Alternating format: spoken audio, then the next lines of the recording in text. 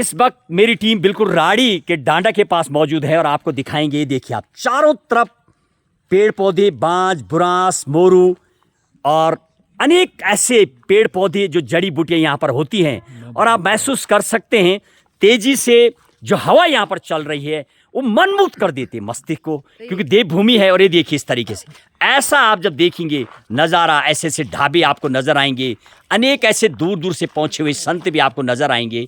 ये वो जगह है बहुत ही माँ गंगा यमुना का जहाँ प्रकट्य होता है, गंगोत्री से यमुनोत्री जाने वाला मार्ग। हालांकि जब आप धामों की यात्रा करेंगे तो सबसे पहले आपको यमुनोत्री जाना होता है और फिर उसके बाद गंगोत्री जाना होता है, उसके बाद केदारनाथ और फिर बद्रीनाथ। ये देखिए इस तरीके से बहुत ही अच्छी रोड बनी इस साल की यदि मैं बात करूं। और आप देखिए बस आ रही है, साथ ही साथ स्मूथ से आ रही है। लगातार इस तरह की यात्रा आरंभ हो चुकी है और ये देखिए लगातार 2 बस आ रही है। यानी पहले दिन ही कहीं ना कहीं क्या यात्रा इस तरीके से, मानो जिस तरीके से बसें नज़र आ रही हैं, मानो लग रहा कि इस साल यात्रा बहुत सुगम, सुरक्षित और भीड़ भड़ाका वाली रहेगी। और भट्ट जी, कुछ ये जो पेड़ पौधे दिखाई दे रही हैं यहाँ पर, बांज, बुरांस, मोरू और अनेक ऐसे टिमरू जो नज़र आ रहे हैं, कुछ यहाँ के बारे में हमारे दर्शकों को कुछ जानकारी, अहम जानकारी इस वनस्पति के बारे में, जड़ी बूटी के बारे में ज़रा समझाइए। जैसे बहुगुणा जी ने जिक्र किया अभी कि यहाँ पर ये बांज, बुरांस, ये बुरांस के फूल जो दिखाई दे रहे हैं, मैं सामने दुकान पर देख रहा हूँ, आप ये देख सकते हैं बुरांस का ये जूस है।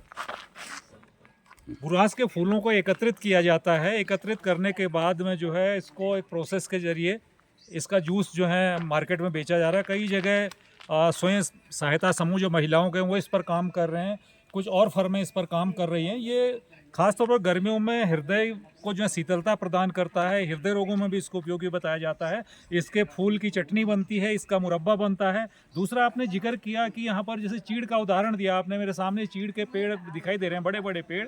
चीड़ का पेड़ एक ऐसा पेड़ है जिसका टॉप टू बॉटम हर चीज़ काम आती है। चीड़ के पेड़ से जो है कई जगह आप लोगों ने देखा होगा, इस पर से एक चिपचिपा पदार्थ निकलता है जिसको लीसा बोलते हैं।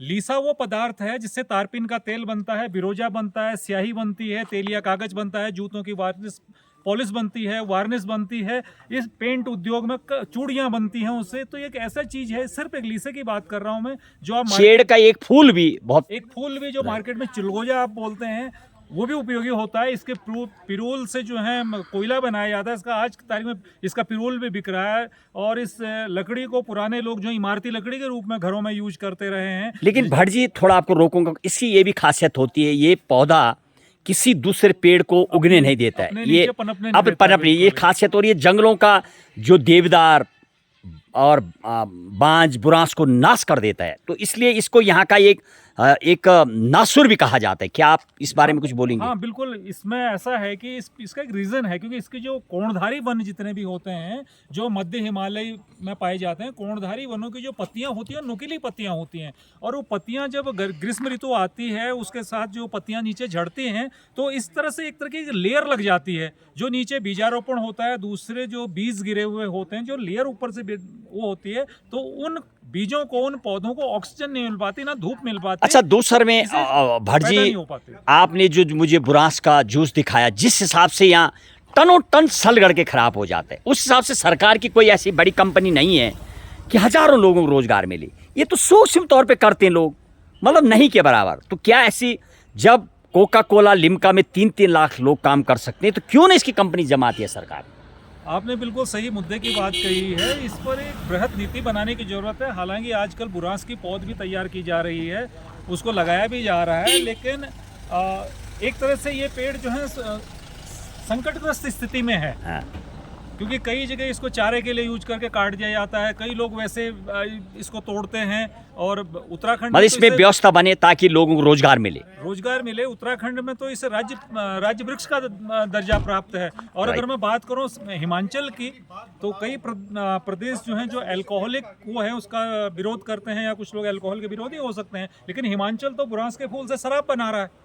राइट। तो ये एक बहुत बड़ी चीज़ है। और जिस तरह से इसका स्क्वैश बन रहा है, चटनी बन रही है, जैम है, मुरब्बा है, तो इसको व्यापक स्तर पर इसका प्लांटेशन कर सकते हैं। प्लांटेशन के साथ साथ उसका प्रोडक्शन है, उसका विपणन है, उसकी मार्केटिंग है, उसके साथ लोगों को जोड़ा जा सकता है, तो एक स्वरोजगार के एक नए इससे आयाम स्थापित होंगे। चलिए, बहुत बहुत धन्यवाद थे भट्ट जी जो बता रहे थे। ये देखिए आज भी, हालांकि जिस हिसाब से यहाँ जब हमने कवरेज की ग्राउंड रिपोर्ट, तो टनों टन बुरांस सड़ गल के खराब हो जाता है। इसका सीजन जा चुका है और अभी भी अनेक जगह पर ये देखिए पेड़ों में नजर आ रहे, तो कहीं ना कहीं सरकार की सुदृढ़ व्यवस्था तो नहीं आई मुझे नजर।